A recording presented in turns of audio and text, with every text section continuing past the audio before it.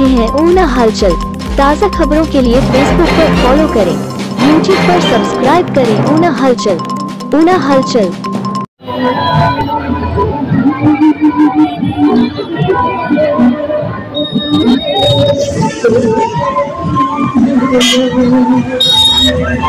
आइए जान दो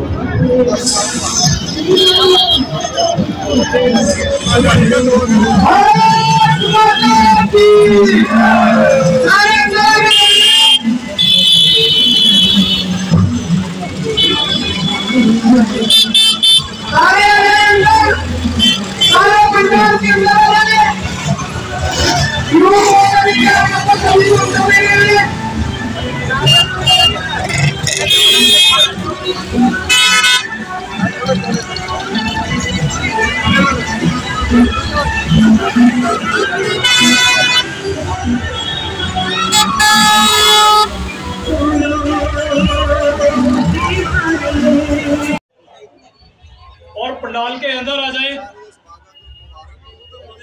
जो ट्रैक्टरों पर हमारे युवा मोर्चा के साथी हैं, कार्यकर्ता हैं, उन सभी से आग्रह है कृपया ट्रैक्टर को पार्किंग में लगा के और गाड़ियों को पार्किंग में लगा के अंदर आ जाएं।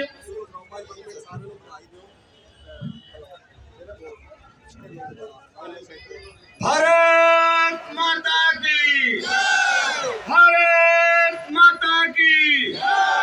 आज भारतीय जनता युवा मोर्चा के सतपाल सत्ती जी के आह्वान पे 75वें आजादी के अमृत उत्सव पे हम सब यहाँ पे तिरंगे के मान सम्मान के लिए इकट्ठे हुए हैं। आप सभी कार्यकर्ताओं से, युवाओं से, माताओं से निवेदन है कि अपने अपने स्थान पे रहे, अपने अपने स्थान पे बैठ जाए ताकि कार्यक्रम को आगे की ओर चलाया जा सके। अब मेरा सिंह जी से, हमारे युवा मोर्चा के सभी युवा मोर्चा साथियों, इस तिरंगा यात्रा में उपस्थित विशेष रूप से शामिल हुई हमारी बहनें, माताएं और हमारी भारतीय जनता पार्टी के और विभिन्न संगठनों के सभी कार्यकर्ताओं, वरिष्ठ लोगों का, स्पेशली यहाँ पे हमारे बीच स्थानीय नेता श्री सतपाल सिंह सत्ती जी, इस मंडल के मंडल अध्यक्ष श्री हरपाल गिल जी और उनके साथ कुलवीर बगा जी और भाजपा के वरिष्ठ लोगों का, सभी का और सभी की ओर से आप सबको आजादी के 75 वर्ष पूर्ण होने पर इस अमृत महोत्सव के उपलक्ष्य पर सभी को बहुत बहुत बधाई।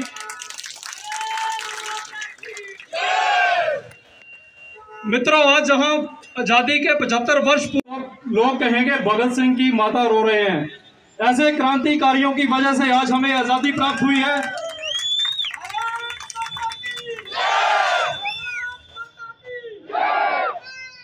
आज़ादी के लंबे क्रम में अनेकों युवाओं ने, अनेकों माताओं ने, अनेकों देशभक्तों ने इस देश पर शहादत दी है। उन सभी को आज हम नमन करते हैं, प्रणाम करते हैं।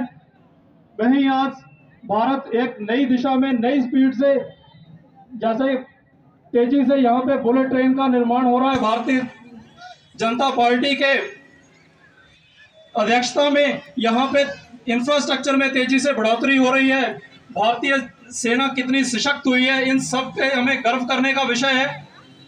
और हम सभी कार्यकर्ताओं का एक आह्वान करना चाहिए हमें कि प्रत्येक योजना को अंतिम व्यक्ति तक पहुंचाएं, सब तक लाभ पहुंचे। जो हमारे देश पर शहीद हुए, उन सबका जो अंतिम सपना था कि मेरा भारत एक सशक्त भारत हो, सुदृढ़ भारत हो, उसको संपूर्ण करने के लिए हम सब जुटे। इसी शब्दों के साथ मैं धन्यवाद कहूंगा। भारत माता की धन्यवाद जी।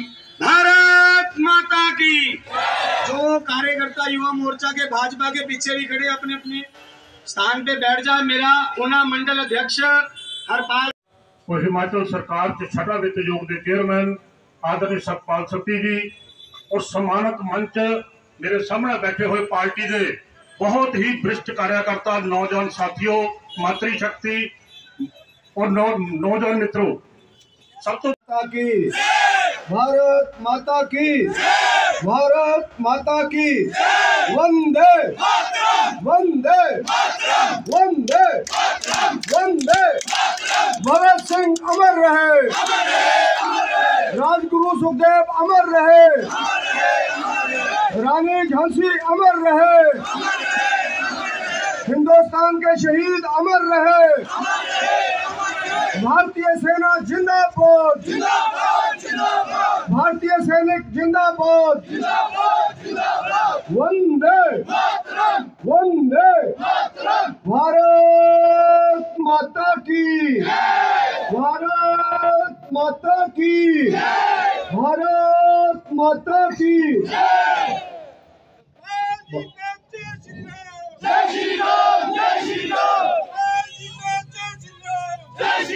हुआ भारतीय जनता पार्टी का सम्मानित नेतृत्व और मेरे सामने पार्टी के सभी वरिष्ठ कार्यकर्ता, नौजवान साथी, मातृशक्ति और प्यारे बच्चों, आज हिंदुस्तान चीनी पूरे विश्व में जहाँ जहाँ भी कोई भी हिंदुस्तानी भारत माता को प्यार करने वाला व्यक्ति बैठा है, आज उस जगह के ऊपर इसी तिरंगे को लेकर के, जिस तिरंगे को लेकर के हमारे नौजवान साथी, माताएं, बहनें, नौजवान मित्र और बच्चे और बुजुर्ग कार्यकर्ता इस भरी गर्मी में हम सब लोग भारत माता के जय के नारे लगाते हुए चल रहे हैं। इसी तरह पूरे देश के अंदर, पूरे विश्व के अंदर हर भारतवासी, भारत को प्यार करने वाला व्यक्ति, वो चाहे हिंदुस्तान में है चाहे हिंदुस्तान से बाहर है, आज इस आज़ादी के अमृत महोत्सव के उपलक्ष्य में ऐसे ही जगह जगह के ऊपर रैलियां, ऐसे ही जगह जगह के ऊपर जनसभाएं कर रहे हैं। आप सब लोगों ने भी इस रैली में हिस्सा लिया। आप सब लोग अपने घर बार का काम छोड़ करके आए, अपने घरों से अपने स्कूटर, मोटरसाइकिल, कार, ट्रैक्टर के ऊपर आए। मैं पार्टी की ओर से आप सभी आए हुए कार्यकर्ताओं का बहुत बहुत धन्यवाद करता हूं, बहुत बहुत हार्दिक अभिनंदन करता हूं। आप सभी युवाओं ने आज ऊना शहर के अंदर इस तिरंगा यात्रा को निकाल करके ये साबित कर दिया है कि इस देश का युवा सिर्फ नशों के पीछे मरने के लिए तैयार नहीं है, इस देश का युवा तिरंगे के पीछे मरने के लिए तैयार खड़ा हुआ है।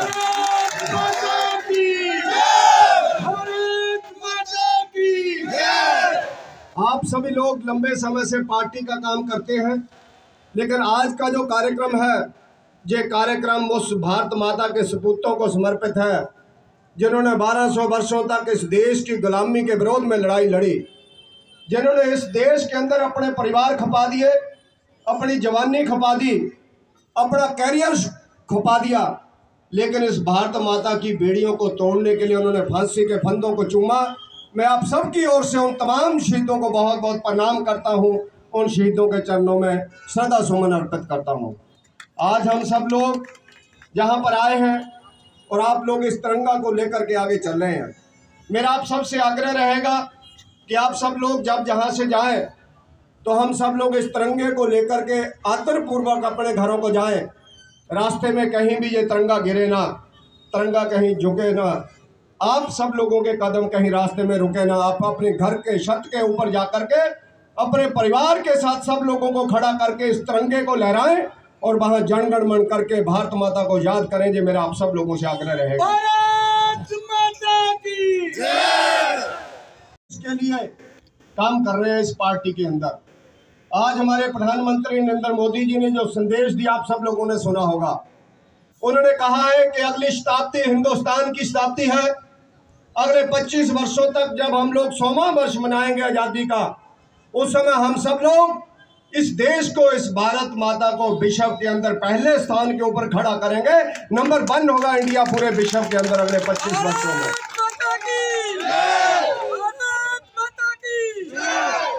इन 75 वर्षों में जितने भी इस देश के अंदर नेता लोग आए, जितने भी इस देश के अंदर पार्टियों ने शासन किया, सब लोगों ने कोशिश की अपना अच्छा देने के लिए, राष्ट्र को आगे बढ़ाने के लिए। बहुत से लोगों ने इस देश के अंदर जीवन जीने के लिए अपना जीवन खपाया। आज जहां आज़ादी से पहले जीवन देने का मामला था, आज देश के लिए जीवन जीने का मामला है। देश के लिए जीवन जीने का मतलब है भ्रष्टाचार का विरोध, इस देश के अंदर आतंकवाद का विरोध, इस देश के अंदर एंटी नेशनल फोर्सेस के विरोध में खड़े होने का विरोध, इस देश के अंदर नशा फैलाने वाले लोगों का विरोध।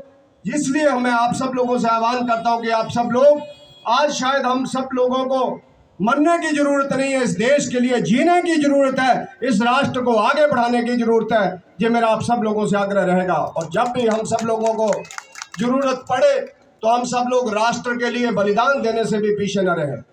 मुझसे पूर्व सतवंत सिंह जी ने कहा, जो जनरल सेक्रेटरी हैं भारतीय जनता युवा मोर्चा के, शहीद आजम भगत सिंह को कौन नहीं जानता, राजगुरु सुखदेव को कौन नहीं जानता।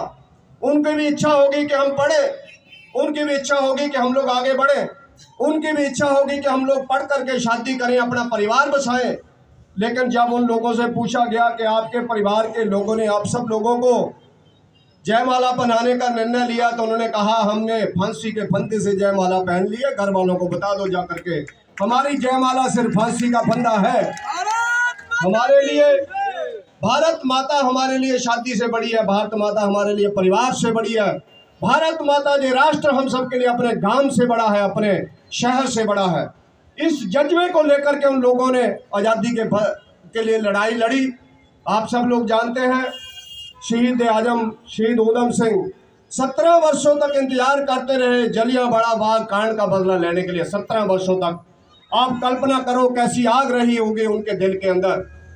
जाकर के इंग्लैंड में पहुंचे और 17 सालों के बाद उस जलियांवाला बाग कांड करने वाले जनरल डायर को उन्होंने, जिस समय वो भाषण दे रहे थे, उस समय उनकी छाती के ऊपर 5 गोलियां दागी और कहा भारत माता का सपूत जहां आ चुका है, तेरी बातें सुनने के लिए अब हम लोग मजबूर नहीं हैं। और उसको वहां पर गोलियों से छलनी किया और उसी इंग्लैंड के अंदर उनको फांसी दी गई। मित्रों, आप लोग कल्पना करो, आज भी हम सब लोग जाना चाहते हैं बाहर, कितनी मुश्किल होती है।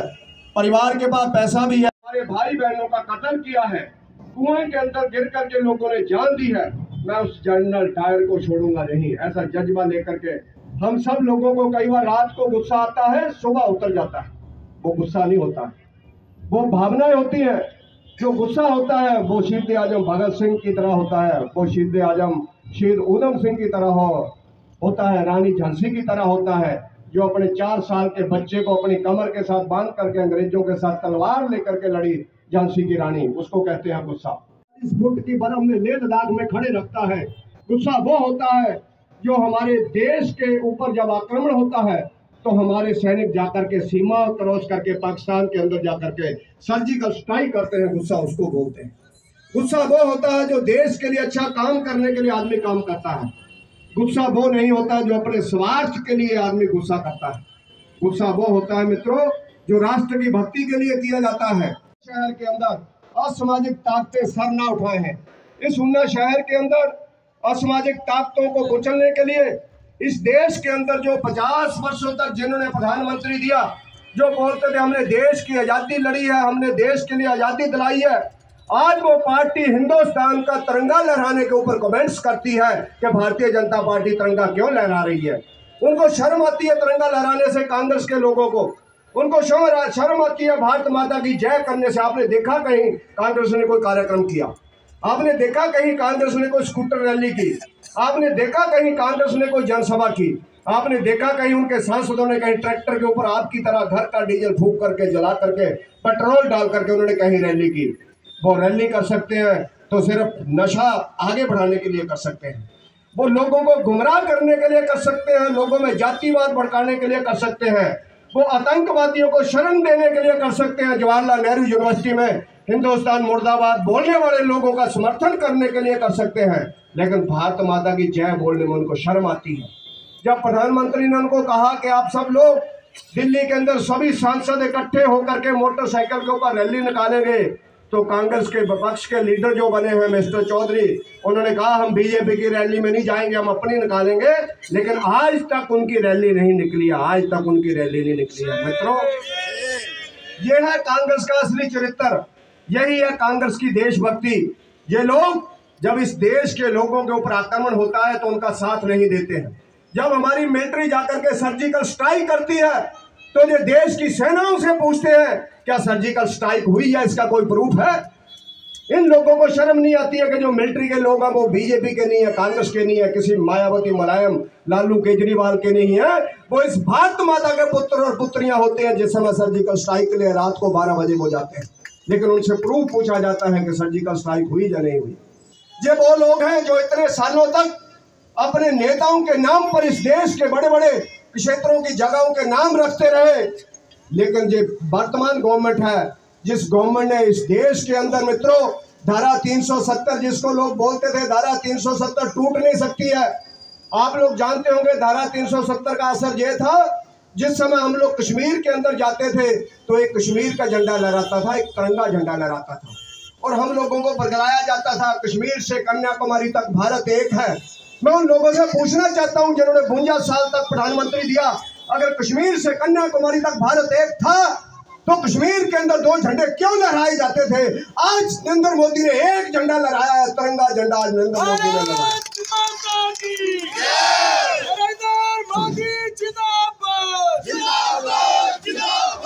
आज नरेंद्र मोदी जी ने धारा 370 को तोड़ करके देश के अंदर आह्वान किया है कि कश्मीर से कन्याकुमारी तक एक झंडा होगा, वो तिरंगा झंडा होगा। आज कश्मीर के अंदर 2 झंडे नहीं है। कांग्रेस के लोग इसका जवाब दें। मैं कांग्रेस के लोगों से पूछना चाहता हूँ, आजादी के 493 साल हम लोगों ने राम मंदिर बनाने के लिए आंदोलन लड़ा। राम मंदिर बनना चाहिए, हमारे इष्ट देव है, इस देश का हर व्यक्ति चाहता है मेरा पुत्र और पुत्री हो तो भगवान राम की तरह अनुशासन प्रिय हो, वो माँ बाप का कहना माने, भाई की इज्जत कैसे की जाती है, राष्ट्र की सेवा कैसे की जाती है, अपनी माँ के बच्चों के लिए जंगल में कैसे जाया जाता है, और अपना कसूर ना होते हुए भी राजपाट कैसे छोड़ा जा सकता है, ये भगवान राम ने बताया। लेकिन 1528 में इस देश के ऊपर आक्रमणकारियों ने आकर के उस राम मंदिर को तोड़ा, उसको तहस नहस किया, अपनी दादागिरी का उन्होंने हुक्म चलाया, और हम लोग मांगते रहे, कार सेवक जाते रहे, लोग मरते रहे, लेकिन कांग्रेस बोलती रही नहीं इससे शांति आ जाएगी, आप लोग चुप रहिए। लेकिन हम धन्यवाद करते हैं इस देश के प्रधानमंत्री नरेंद्र मोदी जी का, उन हजारों लाखों कार सेवकों का जिन्होंने 493 साल आंदोलन लड़ा राम मंदिर बनाने के लिए, और 5 अगस्त को जाकर के नरेंद्र मोदी जी ने अयोध्या के अंदर बताया जन्म यहीं हुआ है, और नारा लगा राम लला हम आएंगे, मंदिर यहीं बनाएंगे। तो नरेंद्र मोदी ने उस आंदोलन को सफल किया। मित्रों, इस देश के अंदर एक बाल दिवस मनाया जाता था, किसके नाम के ऊपर? मैं नाम नहीं लेना चाहता, बहुत तकलीफ हो जाती है कांग्रेस के लोगों को। बाल दिवस किसके नाम पे मनाना चाहिए? जिन्होंने अपनी जवानी के अंदर, बचपन के अंदर अगर कोई बड़ी कुर्बानी दी है तो उसके नाम पर बाल दिवस हो सकता था। इस देश के अंदर जिन्होंने आजादी के लिए, जिन्होंने धर्म और मरम के लिए अपने 4 बच्चे बार दिए, उस गुरु गोविंद सिंह जी के 4 बच्चों के नाम पर बाल दिवस मनाया जा सकता था। इस देश के अंदर हमारे इतिहास में लव और कुश ने लड़ाई लड़ी, जिनके नाम पर, जिस लव के नाम पर लाहौर है, उनके नाम पर बाल दिवस मनाया जा सकता था। लेकिन अपने बुजुर्ग नेताओं के नाम पर बाल दिवस मनाए जाते रहे, कबूतर उड़ाए जाते रहे, गुलाब के फूल बरसाए जाते रहे, मैं धन्यवाद करता हूं उस नरेंद्र मोदी जी का, देश के महान सपूत, महान प्रधानमंत्री का, जिन्होंने मित्रों 26 दिसंबर को गुरु गोविंद सिंह जी के जो 4 बच्चे सेना उसके मारे गए थे धर्म के लिए, उनको सिर्फ एक कहा गया था अपना धर्म छोड़ दो, आप लोग हमारा धर्म मंजूर कर दो। लेकिन उन्होंने कहा हम धर्म नहीं छोड़ेंगे, हम मर जाएंगे, हम शहीद हो जाएंगे।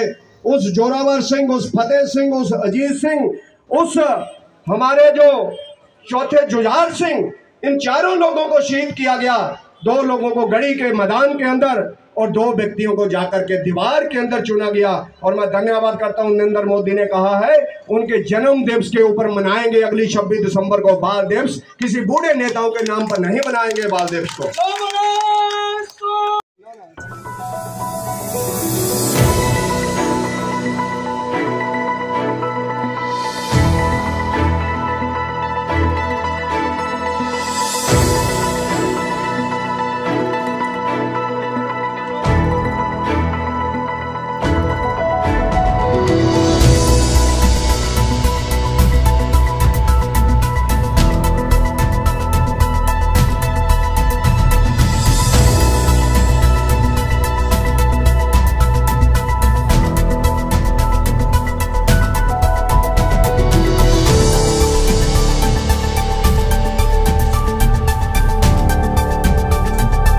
आप देख रहे हैं ऊना हलचल।